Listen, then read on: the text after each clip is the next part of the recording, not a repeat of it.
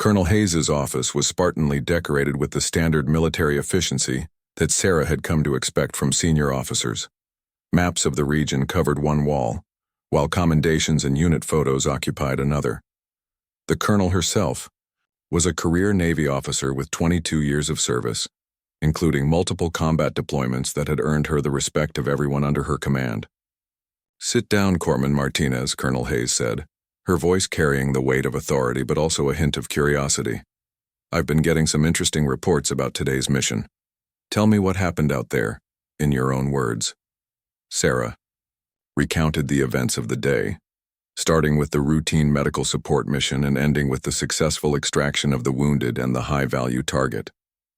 She spoke clearly and professionally, sticking to the facts and avoiding any embellishment of her role in the mission's success. 820 meters, the colonel repeated when Sarah finished her account. "With a rifle you'd never fired before under combat conditions to save a pinned-down SEAL team." She paused, studying Sarah's service record on her computer screen. "Your file says you grew up in Texas and were on your high school shooting team, but nothing about advanced marksmanship training." "No, ma'am," Sarah replied. "Just what my father taught me growing up, and the standard rifle training every Navy corpsman receives. I never considered myself a sniper, just someone who could shoot reasonably well when needed." Colonel Hayes leaned back in her chair, considering the implications of what had happened. "Corpsman, what you did today goes far beyond reasonably well. You made a precision shot under extreme pressure that saved American lives and allowed the capture of a terrorist leader. That's the kind of shooting that usually takes years of specialized training." Outside the colonel's office, word of Sarah's achievement was spreading throughout the base and beyond.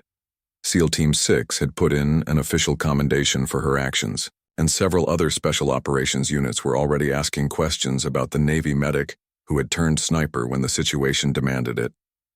"Ma'am, I did what needed to be done," Sarah said simply. "Those SEALs were in trouble, and I had the skills to help them. It's not that different from treating a wounded Marine under fire. You use whatever abilities you have to save lives." The colonel smiled at this response, recognizing the mindset that made certain individuals exceptional under pressure. That's exactly the attitude that makes the difference between good service members and great ones. But what you did today raises some questions about how we might better utilize your unique combination of skills. A knock on the door interrupted their conversation. Hawk entered, moving more easily now that his wounds had been properly treated and bandaged. "Colonel, I hope you don't mind the interruption, but I needed to speak with both of you about Corpsman Martinez." "Of course, Commander Harrison. Please have a seat." The colonel gestured to another chair and Hawk settled in carefully, still favoring his wounded leg. "Ma'am, I've been thinking about what happened today, and I want to make sure the right people know what Doc did out there," Hawk began. "That machine gun had us completely pinned down. Without her shot, we would have lost the mission and probably several team members. She didn't just save our operation, she saved lives." The colonel nodded thoughtfully. "I'm already preparing the paperwork for a Bronze Star with V device for combat valor. What Corpsman Martinez did today deserves recognition at the highest levels." Sarah was surprised by this news. She had simply done her job as she saw it, and the idea of receiving a major decoration hadn't occurred to her. "There's something else, though," Hawk continued. "My team has been talking, and we'd like to request that Doc be considered for cross-training in advanced marksmanship. We've never seen natural shooting ability like that, and with proper training she could be an incredible asset to special operations." Sarah felt a mix of emotions at this suggestion. Part of her was intrigued by the possibility of developing her shooting skills further, but she had joined the Navy to be a medic, not a sniper. "Sir, I appreciate the confidence, but I'm not sure I want to be a full-time shooter. Saving lives is what I signed up for." "You wouldn't have to choose," Colonel Hayes said. "The Navy has been developing new programs that combine medical and tactical skills for special operations support. You could maintain your medical qualifications while adding advanced marksmanship capabilities. It's exactly the kind of versatility that modern warfare demands." The conversation was interrupted by another knock on the door. This time it was Dr. Walsh, the trauma surgeon who had operated on the Taliban commander. Colonel, I thought you'd want to know that our HVT is stable and conscious. He's already provided intelligence about 3 planned attacks on coalition forces. Corpsman Martinez's medical care during the extraction probably saved his life. This news added another dimension to Sarah's actions during the mission.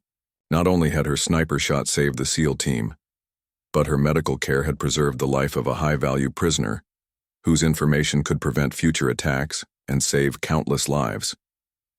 After Dr. Walsh left, the conversation returned to Sarah's future in the Navy. The colonel explained that her unique combination of medical and marksmanship skills made her an ideal candidate for a new special operations support program that was being developed at the highest levels of command. Think about it, Corpsman, Colonel Hayes said. You could train with the best snipers and medics in the military, then deploy with special operations teams where you could use both skill sets as needed. It's a chance to make an even greater impact than you could in a traditional medical role. Hawkeye added his perspective as someone who had worked with numerous special operations personnel. Doc, I've worked with a lot of shooters and a lot of medics in my career. I've never seen anyone who could do both at your level. The teams need people like you, people who can adapt to whatever the mission requires. Sarah asked for time to consider the proposal, knowing that accepting would fundamentally change her military career and possibly her entire life.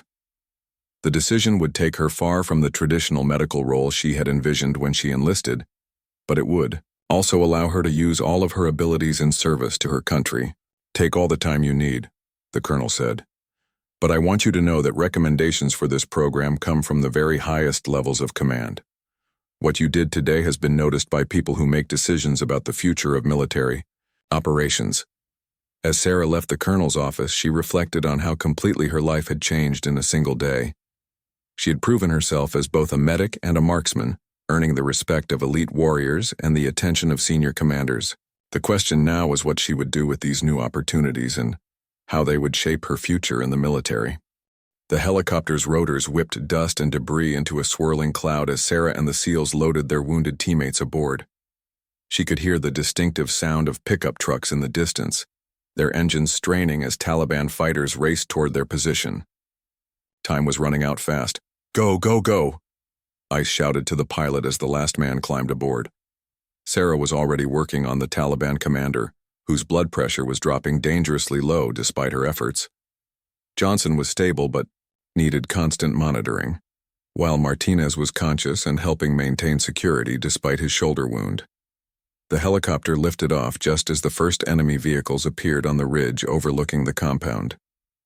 Through the open door, Sarah could see muzzle flashes as the Taliban fighters opened fire at their aircraft. The pilot immediately began evasive maneuvers, banking hard left and diving toward a valley that would provide cover from the gunfire.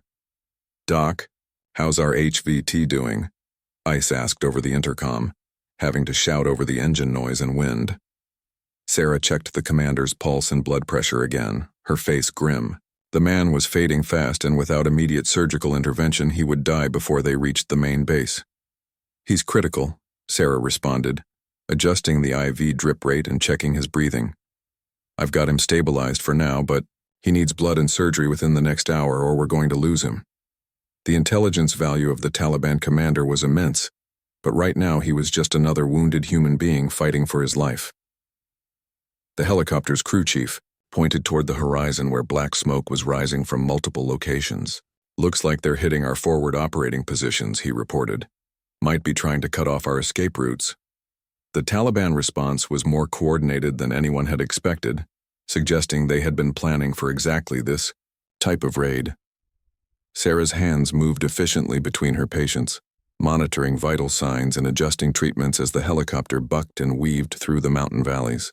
She had treated wounded in helicopters before, but never while under potential enemy fire, and with such a diverse group of patients requiring different levels of care. Johnson was becoming increasingly pale, and Sarah realized his thigh wound was bleeding more than she had initially assessed.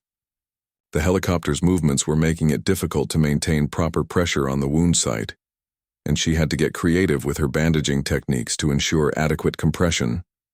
I need this bird to fly smoother for 2 minutes, Sarah called to the pilot. I've got to redress Johnson's wound, and I can't do it properly with all this movement. The pilot acknowledged and found a stretch of valley where he could maintain level flight temporarily.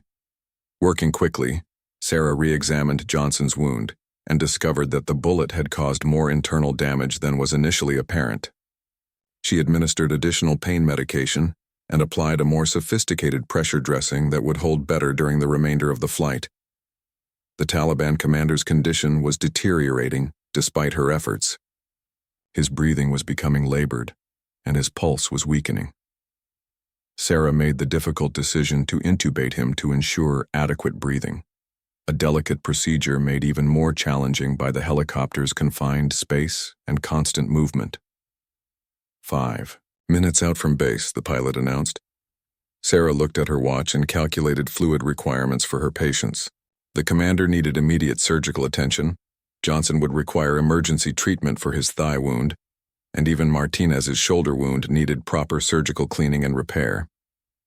As they approached the main base, Sarah could see increased security activity on the ground. Word of the successful mission and the medic's extraordinary sniper shot had apparently spread quickly through the base. Medical personnel were already waiting at the landing pad with stretchers and emergency equipment. The helicopter touched down with a hard thump, and immediately the base medical team swarmed aboard to assist with patient transfers. Sarah quickly briefed the trauma surgeon on each patient's condition and treatment provided, her professional demeanor hiding the exhaustion and adrenaline crash that was beginning to set in. The HVT needs immediate surgery, Sarah told Dr. Jennifer Walsh, the base trauma surgeon. Penetrating abdominal wound with significant blood loss. I've had him on fluids and pain management, but he needs surgical intervention now. Dr. Walsh nodded and immediately took charge of the commander's care. Johnson was transferred to the emergency treatment area, where Sarah continued to monitor his condition, while the surgical team prepared to operate on his thigh wound. The bullet had caused significant muscle and vascular damage that would require careful repair to prevent permanent disability. As the immediate medical crisis stabilized, Sarah finally had a moment to process what had happened. In the span of a few hours, she had transitioned from medic to sniper and back to medic, playing crucial roles in both saving and taking lives. The weight of these actions was beginning to settle on her shoulders. Hawk appeared at the medical facility, still moving carefully due to his own wounds, but determined to check on his team and the medic who had saved their mission. "Doc, I need to talk to you when you're finished here," he said quietly. There was something in his voice that suggested this conversation would be about more than just medical treatment. Word of Sarah's sniper shot was spreading throughout the base like wildfire. Navy medics weren't supposed to be making precision shots at 800 meters, and the story was growing with each telling. Some of the versions were already becoming exaggerated, but the core truth remained. A medical corpsman had saved a SEAL team with a single, perfect shot. The Taliban commander stabilized after emergency surgery, and intelligence officers were already preparing to question him about planned attacks. Johnson's surgery was successful, and while he would require months of physical therapy, he would make a full recovery. Martinez's shoulder wound was cleaned and repaired, and he would be back to duty within weeks. As Sarah finally sat down for the first time in hours, she felt the familiar exhaustion that followed intense combat, medical situations, but this time there was something different, the knowledge that she had crossed a line from healer to warrior and back again, and that crossing had changed something fundamental about how she saw herself. The base commander, Colonel Patricia Hayes, arrived at the medical facility as Sarah was completing her patient reports. "Corpsman Martinez, I need to speak with you in my office," she said formally. Sarah knew this conversation was coming, but she wasn't sure what it would mean for her career or her future in the Navy. The adrenaline was finally wearing off completely, and Sarah could feel her hands beginning to shake slightly as the full impact of the day's events hit her. She had killed a man to save her teammates, provided life-saving medical care under fire, and helped capture a high-value target. It was more action than most service members saw in an entire deployment. The bullet traveled its deadly arc across the Afghan landscape in less than a second, but to everyone watching through binoculars and scopes, it felt like an eternity. Sarah remained perfectly still behind the rifle, her eye pressed to the scope, watching for any sign that her shot had found its mark. Through the magnified view, she saw the machine gunner suddenly jerk backward and disappear behind the sandbags. The steady rhythm of automatic fire that had been terrorizing the trapped SEALs abruptly ceased, replaced by an eerie silence that seemed to echo across the barren hills. "Holy." Shadow started to whisper, but his words trailed off as the implications of what had just happened began to sink in. A Navy medic had just made an 800-meter shot under combat conditions, taking out a target that had been keeping an entire SEAL team pinned down. Hawk grabbed his radio immediately. "ICE, report. What's your status?" The response came, back within seconds, and there was amazement in the veteran SEAL's voice. "The machine gun's down, boss. I don't know who made that shot, but it was perfect. We've got movement, and we're advancing on the compound now." Sarah slowly pulled back from the scope, her hands trembling slightly as the adrenaline began to wear off. She had done it. Against all odds, she had made the shot that could save the mission and the lives of the trapped SEALs. But there was no time to celebrate. She was still a medic first, and wounded men needed her attention. "Outstanding shooting, Doc," Hawk said, genuine respect clear in his voice. "That was a hell of a shot." But even as he spoke, new radio traffic was coming in from the compound. The mission was far from over. "Overwatch, we've secured the target building, but we've got problems." ICE's voice crackled over the radio. "The HVT is here, but he's wounded and needs immediate medical attention. Also, we've got 2 more wounded. Johnson took one in the leg, and Martinez got hit in the shoulder." Sarah was already gathering her medical supplies before ICE finished his transmission. "I need to get to them," she said, slinging her aid bag over her shoulder. The helicopter pilot, who had been monitoring the radio traffic, nodded grimly. "LZ, should be cool now with that machine gun down," the pilot said. "We can get you in there, but extraction might be tricky. There are still hostiles in the area, and more could be coming." The flight to the compound took only minutes, but Sarah used every second to prepare mentally for what she might find. Combat wounds were always challenging, but treating them in a hostile environment while under potential enemy fire added layers of complexity that could mean the difference between life and death. The compound was a maze of mud brick buildings and narrow alleyways that spoke to centuries of conflict in this region. As the helicopter touched down in a small courtyard, Sarah could see the SEALs in defensive positions around the perimeter, their weapons trained on potential threat areas. ICE met her at the helicopter, his face grim but relieved. "Doc, I don't know how you made that shot, but you saved our asses out there. That gunner had us completely pinned down." He led her quickly toward one of the buildings where the wounded were being treated. Inside, Sarah found a scene of controlled chaos. 2 SEALs were providing first aid to their wounded teammates while maintaining security. The high-value target, a middle-aged Taliban commander, lay on a stretcher with a serious abdominal wound that was bleeding heavily. Johnson, a young SEAL with barely 2 years in the teams, had taken a bullet through his thigh that had missed the femoral artery by inches. Martinez, ironically sharing a last name with Sarah, though no relation, had a shoulder wound that would require surgery, but wasn't immediately life-threatening.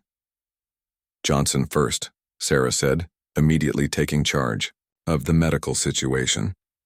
"That thigh wound could turn critical if we don't control the bleeding properly." Her hands moved with practiced efficiency, establishing IV lines and administering pain medication while assessing the full extent of the injuries. The Taliban commander was conscious, but losing blood rapidly. Despite being the enemy, Sarah's medical training and ethics required her to treat him with the same care she would give to any wounded person. She worked quickly to stabilize his condition, knowing that intelligence gathered from him could prevent future attacks. "Doc, we need to move," ICE said, checking his watch. "Intel says there are more Taliban heading this way. We've got maybe 20 minutes before this place gets hot again." Sarah nodded, continuing to work while calculating how much time she would need to get everyone stable for transport. The sound of distant engines reached their ears, confirming ICE's assessment. The extraction would have to happen soon, ready or not. Sarah made rapid decisions about treatment priorities, focusing on stopping bleeding and preventing shock during the helicopter ride back to base. As she worked, Sarah could hear radio chatter, about additional Taliban forces moving toward their position. The successful shot that had saved the initial mission had now put them all in greater danger as enemy reinforcements converged on their location. 15 minutes. Hawk's voice came over the radio from the forward operating base where he was, coordinating the extraction with his wounds bandaged. The QRF is spinning up, but you need to be at that LZ in 15 minutes max. Sarah looked at her patients and made quick calculations. Johnson would need immediate surgery once they reached the main base, but she could keep him stable for the flight. Martinez was in good shape despite his wound. The Taliban commander was the wild card. He needed blood transfusions and surgical intervention that she couldn't provide in the field. We're moving now, Ice decided, the sound of approaching vehicles growing louder. Doc, can they travel? Sarah nodded, though she knew it would be touch and go for the commander. Johnson and Martinez are stable. The HVT needs immediate surgical intervention, but I can keep him alive for the flight if we move fast. The SEALs efficiently organized the evacuation, carrying the wounded while maintaining security. Sarah found herself in the unique position of having been both the sniper who enabled the mission's success and the medic responsible for keeping everyone alive during the extraction. As they moved toward the helicopter, Sarah reflected on how completely her day had changed. She had started as a medic supporting a routine mission and had become a combat sniper out of necessity. But now she was back to her primary role, fighting to save lives instead of taking them. The helicopter was already spinning up when they reached the landing zone, and Sarah could see dust clouds in the distance marking the approach of enemy vehicles. It was going to be a close extraction, with no room for error. Sarah's fingers traced the familiar contours of the M24 sniper rifle as she examined its scope and calibration settings. The weapon belonged to Petty Officer First Class Mike Shadow Rodriguez, who lay on a stretcher beside her with a sucking chest wound that she had just finished sealing. His eyes followed her movements with a mixture of hope and skepticism. The rifle's zeroed for 600 meters, Shadow whispered, his voice strained from the effort. Winds coming from the northwest, at about 8 knots. You'll need to compensate for the uphill angle too. Despite his injuries, the professional sniper was automatically calculating the variables that could mean the difference between success and catastrophe. Hawk struggled to sit up, ignoring Sarah's protests about his wounds. Doc, I appreciate what you're trying to do, but this isn't a deer hunt back in Texas. That machine gunner has been keeping my team pinned for 30 minutes. He knows what he's doing. The SEAL commander's voice carried the weight of command and the bitter taste of watching his operation fall apart. Sarah methodically checked the rifle's magazine and chambered a round, her movements smooth and practiced, despite the chaos around them. My father taught me to shoot before I could properly tie my shoes, she said, her voice steady despite the adrenaline coursing through her veins. I won state championships 3 years running. 800 meters isn't that far if you understand the fundamentals. The radio crackled with another urgent transmission from the trapped SEALs. Overwatch, we've got movement in the compound. Looks like reinforcements are arriving. We need that machine gun down now, or we're going to be completely surrounded. The voice belonged to Chief Petty Officer Tommy Ice Nelson, Hawk's second-in-command and a 15-year veteran who rarely showed emotion. Sarah moved to a position where she could observe the target area through the rifle's scope. The machine gun nest was clearly visible on the ridge, a sandbagged position that commanded the entire approach to the compound. She could see the muzzle flash each time the gunner fired at the trapped SEALs below. The distance was challenging, but not impossible for someone with her skills. I need complete silence for 60 seconds, Sarah announced, settling into a prone shooting position behind a low wall of sandbags. Her voice carried an authority that surprised everyone present, including herself. This was a side of the medic that none of them had ever seen. Hawk wanted to object, but he could see something in Sarah's eyes that made him pause. There was a calmness there, a focus that reminded him of his best snipers before they took critical shots. Against his better judgment, he found himself believing that maybe, just maybe, this could work. Sarah's breathing slowed as she looked through the scope, her training from both the military and her father taking over. The crosshairs settled on the machine gun position, and she began her calculations. Wind speed, distance, elevation, humidity, all the factors that could throw off a shot at this range. She had made longer shots as a teenager, but never with lives depending on her. Accuracy. The machine gunner fired another burst, and Sarah could track the muzzle flash to pinpoint his exact location. He was well protected behind sandbags, with only a small window of opportunity when he exposed himself to fire. She would have to time her shot perfectly to catch him in that brief moment of vulnerability. "Range is 820 meters, Shadow whispered, having calculated the distance using his spotting scope. "Elevation is about 40 feet above your position. Temperature is 92 degrees. Even wounded, he was functioning as her spotter, providing the data she needed for a successful shot." Sarah made minute adjustments to the scope, her movements precise and deliberate. She could feel everyone watching her, the weight of their expectations, and doubts pressing down like a physical force. But she pushed those thoughts away, focusing entirely on the target and the variables that would determine success or failure. The machine gunner fired again, a long burst that lasted nearly 10 seconds. Sarah watched his pattern, noting how he moved and repositioned after each burst. He was disciplined and careful, but he was also human, and humans had habits that could be exploited. He fires for 8 to 10 seconds, then ducks down for 15 to 20 seconds to reload and reposition, Sarah observed. "When he comes up for his next burst, I'll have about 2 seconds while he's acquiring his target before he starts firing." Hawk checked his watch and keyed his radio. "Ice, what's your status down there?" The response was immediate and grim. "We're almost out of cover, boss. They've got us bracketed from 3 sides now. Whatever's going to happen needs to happen soon." Sarah took a deep breath and settled deeper into her shooting position. Her father's voice echoed in her memory. "Shooting is 90% mental, sweetheart. If you can see the shot in your mind, you can make it with your rifle." She had heard those words thousands of times during their hunting trips, but they had never carried more weight than they did right now. The machine gun fell silent, and Sarah began counting the seconds. 15, 16, 17. She placed her finger on the trigger, applying just enough pressure to take up the slack. Her breathing slowed even more, her heart rate dropping as she entered the zone that all precision shooters knew. Through the scope, she saw movement in the machine gun nest.